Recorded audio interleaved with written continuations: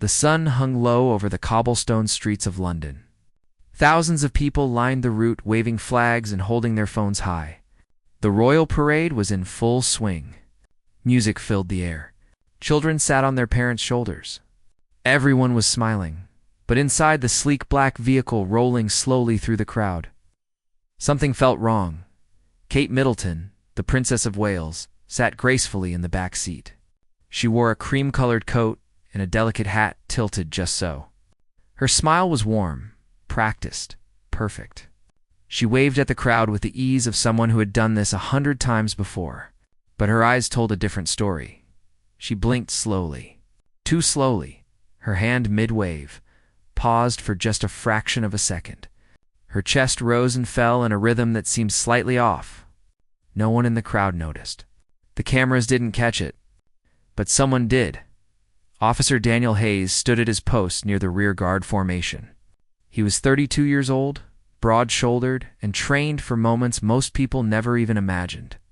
He had been part of the Royal Protection Unit for 6 years. He knew the protocols.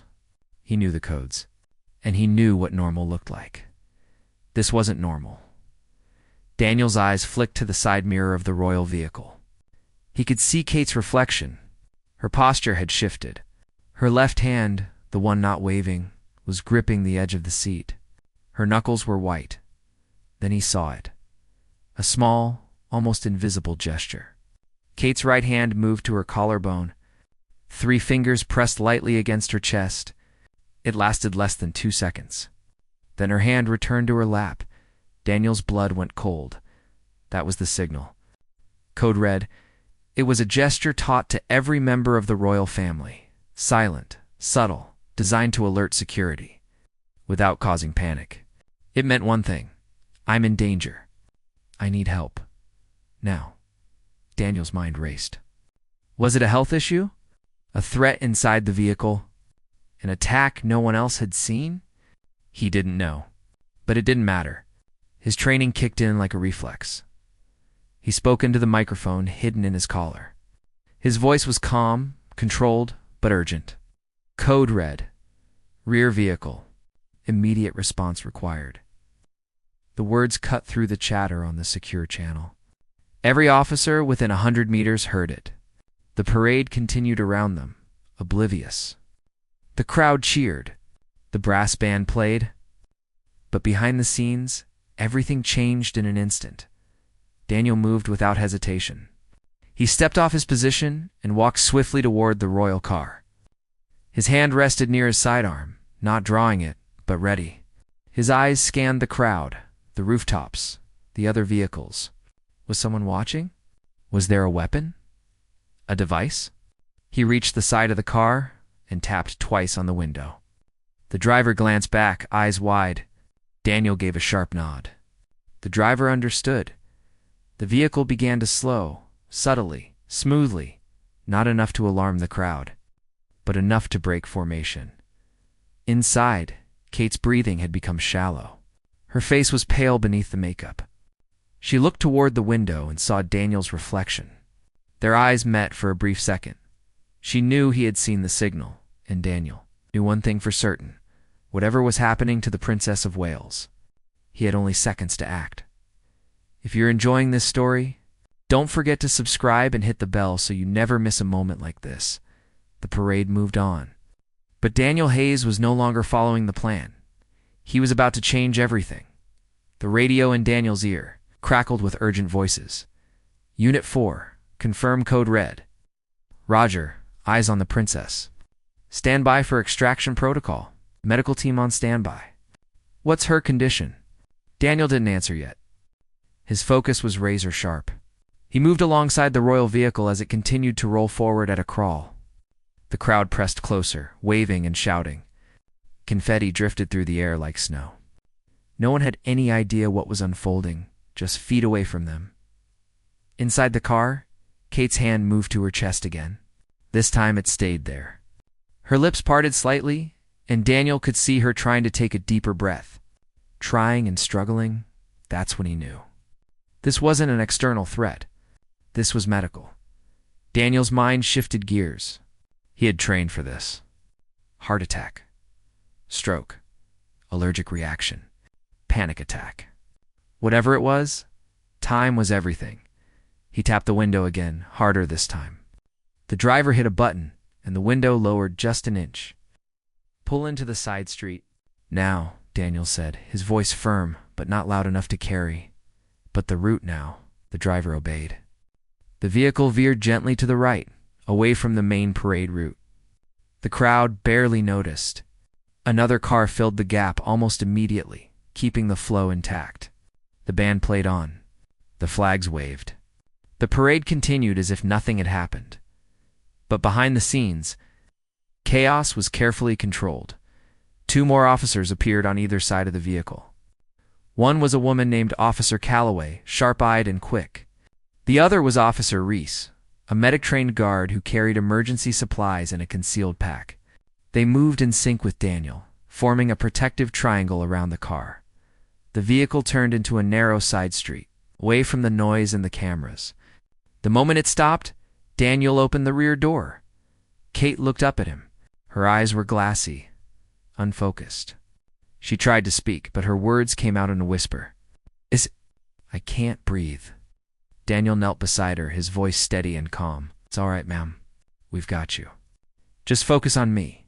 In through your nose, out through your mouth. Slow. Kate nodded, but her chest heaved. Her hands trembled. Officer Reese moved in with his pack. He pulled out a small oxygen monitor and clipped it onto her finger. The numbers flashed on the screen. Oxygen saturation, 87%. Dropping. She's hypoxic, Reese said quietly. Could be anaphylaxis. Could be cardiac. Daniel glanced at Kate's neck. No swelling. No hives. But her breathing was labored, and her color was fading fast. Did you eat or drink anything unusual today? Daniel asked, his tone gentle but direct. Kate shook her head weakly. No, just felt fine. Then suddenly, her words trailed off. Her eyelids fluttered. Stay with me, Daniel said, his hand on her shoulder. Keep your eyes open. Talk to me. What did you feel first? Dizzy, she whispered. Then, tight. Here. She touched her chest again.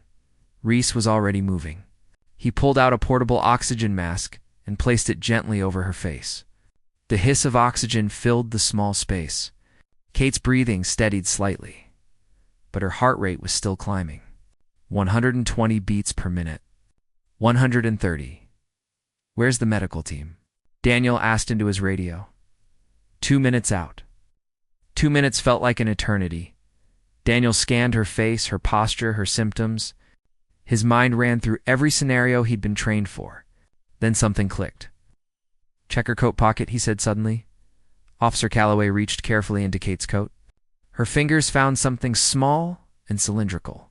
She pulled it out, an inhaler. Asthma. Calloway asked. Kate nodded weakly, her eyes closing for a moment. Severe attack, Reese confirmed. Probably triggered by stress or an allergen in the crowd. Daniel's jaw tightened. Asthma attacks could be deadly if not treated fast. And they were still minutes away from the ambulance. He looked Kate in the eyes. We're going to get you through this. Just keep breathing with the mask. Don't fight it. Kate's hand reached out and gripped his wrist. It was a weak grip, but it said everything. Thank you. Please don't let me die here, Daniel squeezed back gently. You're safe.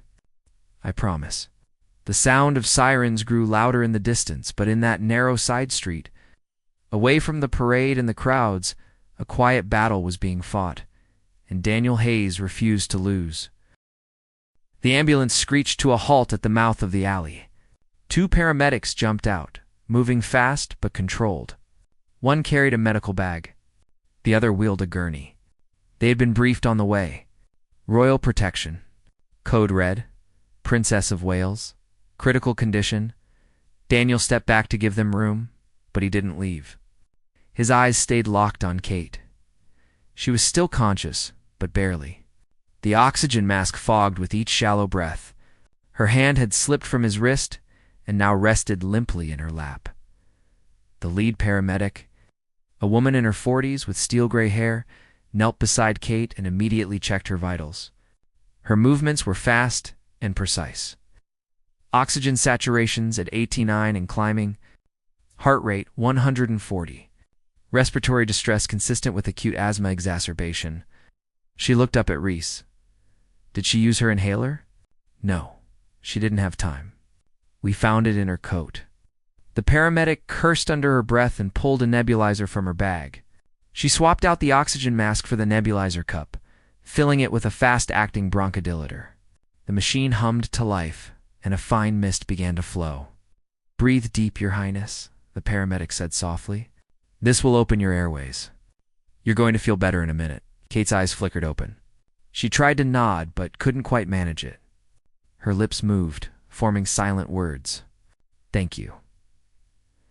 Daniel watched as the medication began to take effect. Slowly, agonizingly slowly, Kate's breathing became less strained. Her shoulders, which had been hunched and tight, began to relax. The color started to return to her cheeks. The second paramedic placed a blood pressure cuff on her arm and pumped it up.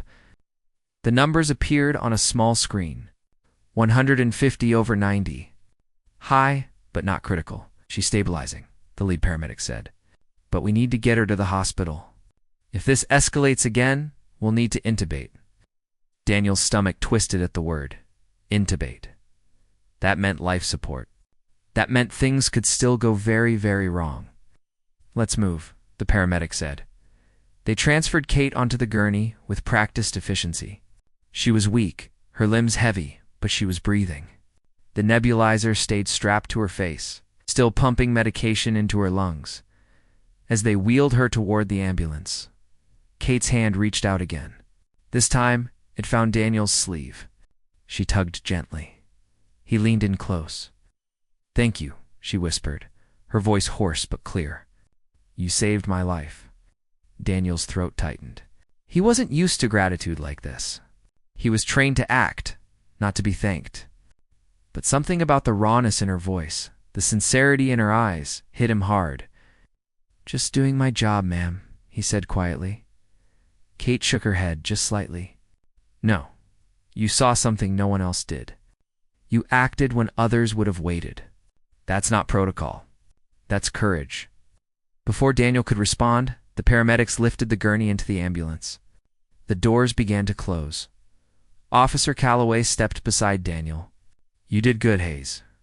Really good. Daniel didn't answer. He watched the ambulance pull away, lights flashing, siren wailing.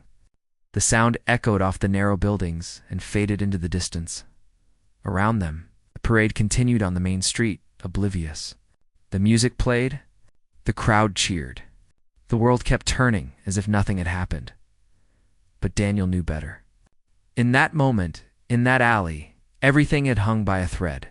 One missed signal. 1 second of hesitation. One wrong decision. And Kate Middleton might not have made it. Reese packed up his gear and stood. You think anyone's going to hear about this?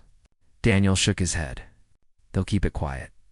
Royal family doesn't broadcast medical emergencies. Bad optics. Still, Reese said. She'll remember. And so will we. Daniel nodded. He would remember. Not because it was his job, but because in that alley he had looked into the eyes of someone who was terrified, who was fighting for every breath that he had promised her. She would be okay, and he had kept that promise. As the team regrouped and began to return to their posts, Daniel took one last look down the alley where the ambulance had been. The street was empty now, quiet, ordinary, but for a few minutes. It had been the most important place in the world, and Daniel, Hayes, had been exactly where he needed to be. The hospital was on lockdown the moment the ambulance arrived. No press, no public access. A private entrance at the back of the building opened directly into a secured wing. Royal protocol was in effect. Kate was rushed inside, still on the gurney, still wearing the nebulizer. The paramedics handed her off to a team of doctors who had been waiting. Within seconds, she was surrounded by white coats, stethoscopes, monitors, and the hum of medical equipment. Daniel watched from the hallway. He wasn't supposed to be there. His job was done. The princess was in the hands of professionals now, but something kept him rooted to the spot. Officer Calloway stood beside him, arms crossed. You know, we're not supposed to linger, I know. So why are we still here? Daniel didn't answer right away. He watched through the small window in the door as the doctors worked. Kate was sitting up now, the nebulizer still on her face, but her eyes were open and alert. She was talking. That was a good sign. I just need to know she's all right, Daniel said finally. Calloway nodded. She understood. It wasn't about protocol. It was about being human. 20 minutes later, one of the doctors emerged from the room. He was older, with silver hair and a calm, authoritative presence. He spotted Daniel and Calloway and walked over. You're the officers who responded?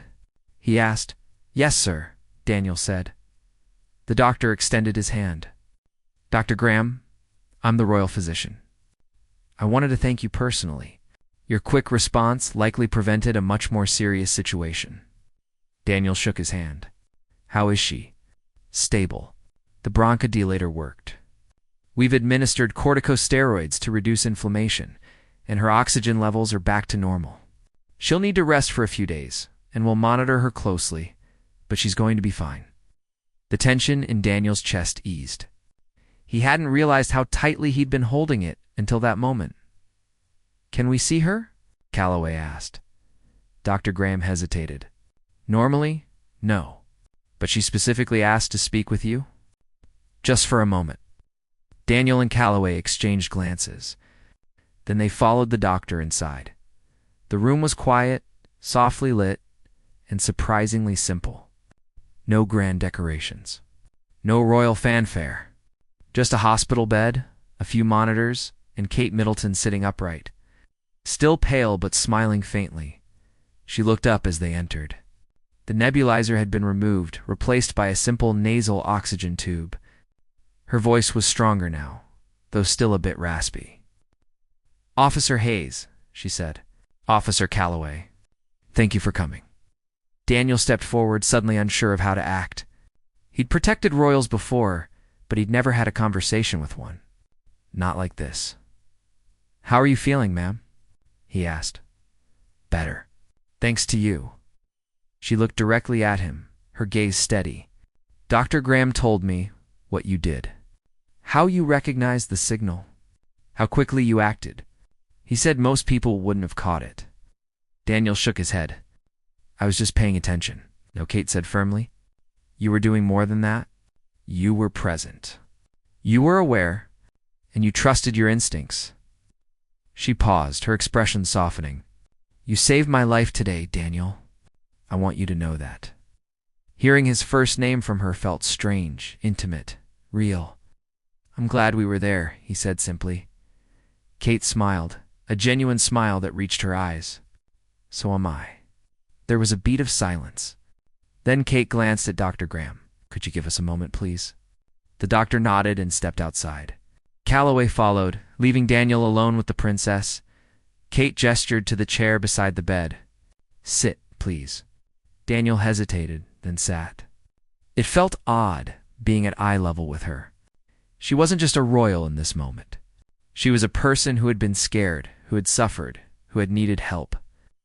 I need to ask you something, Kate said quietly. And I need you to be honest with me. Daniel nodded. Of course. When you saw the signal, did you hesitate? Even for a second? Daniel thought about it. He replayed the moment in his mind. The parade. The crowd. The signal. No, he said. I didn't. Kate's eyes searched his face. Why not? Daniel considered the question. Why hadn't he hesitated? Because of his training? Because it was his job? Maybe. But there was something else. Something deeper. Because, he said slowly, in that moment, you weren't a princess. You were a person in trouble. And I couldn't let that go. Kate's eyes glistened. She blinked quickly, but a single tear escaped and rolled down her cheek. She wiped it away with a soft laugh. Sorry, I'm still a bit emotional. You have every right to be, Daniel said. Kate took a breath, steadying herself. I want you to know something, Daniel. What you did today won't be in any headlines. It won't be on the news. The palace will keep this quiet. But I will remember. and I will make sure you're recognized properly." Daniel shook his head. "That's not necessary, ma'am," Kate said firmly. "It is." She reached out and placed her hand on his. It was a simple gesture, but it carried weight. "Thank you," she said again, "for seeing me, for acting, for caring." Daniel looked down at her hand on his. Then he looked back up at her face. "You're welcome," he said. And in that quiet hospital room, far from the crowds and the cameras, two people shared a moment of understanding. One had been saved. The other had saved, and neither would forget. 3 days passed before the story broke. Not the full story. Never the full story. The palace released a brief statement. The Princess of Wales experienced a minor medical episode during a public engagement. She was treated promptly and is recovering well. No further details will be provided at this time. The press ran with it anyway. Speculation filled the tabloids. Was it exhaustion? Stress? Something more serious? Conspiracy theories sprouted like weeds. But the palace remained silent. And so did Daniel. He returned to his duties as if nothing had happened. Patrols, briefings, drills. The routine was comforting. It kept his mind focused. But every now and then, when the moments were quiet, he would think back to that alley. To Kate's pale face, to her whispered thanks, he wondered if she was really okay. If she was resting. If she was scared, it might happen again. On the 4th day, Daniel received a message. It wasn't through the usual channels. It was delivered by hand in a plain white envelope, by a palisade he didn't recognize. Inside was a handwritten note on cream-colored stationery. "Officer Hayes, I wanted to reach out personally to thank you again. I am recovering well, and the doctors assure me that with proper precautions, this won't happen again. But I can't stop thinking about that day, about how close it was, and about how you didn't hesitate. Courage isn't always loud. Sometimes it's quiet. Sometimes it's simply noticing what others miss and choosing to act. You have that kind of courage, and I am grateful beyond words. I hope our paths cross again under better circumstances. With deepest gratitude." Catherine Daniel read the note 3 times. Then he folded it carefully and slipped it into his jacket pocket. He didn't tell anyone about it. Not his fellow officers. Not his family. It felt private, personal. A moment between two people who had shared something that couldn't be explained in reports or press releases. That evening, Daniel sat on the balcony of his small London flat, looking out over the city. The lights twinkled in the distance. Somewhere out there, Kate was recovering. Somewhere out there, life was moving forward, and Daniel realized something. He had spent years training for moments like that day. Years learning how to respond, how to act, how to protect. But no training could have prepared him for what he felt when he saw that signal. When he realized someone's life was in his hands, it wasn't fear. It wasn't adrenaline. It was something deeper. A sense of responsibility. A sense of purpose. A reminder that every second mattered. Every choice mattered. Every life mattered. He thought about Kate's words in the hospital. "You saw me? You acted. You cared." And he realized that was what it all came down to. Not the title.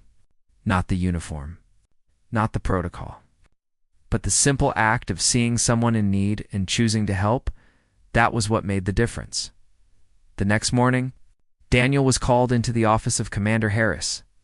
The head of the Royal Protection Unit, Harris was a stern man. Tall and lean, with a face that rarely showed emotion. But when Daniel entered, Harris stood and extended his hand. "Hayes." Daniel sat. Harris leaned back in his chair and studied him for a long moment. Then he spoke. "You know, the palace doesn't usually acknowledge individual actions. Protocol, privacy, all that." "I understand, sir." But Harris continued, "There are exceptions, and this is one of them." He opened a drawer and pulled out a small box. He placed it on the desk and slid it toward.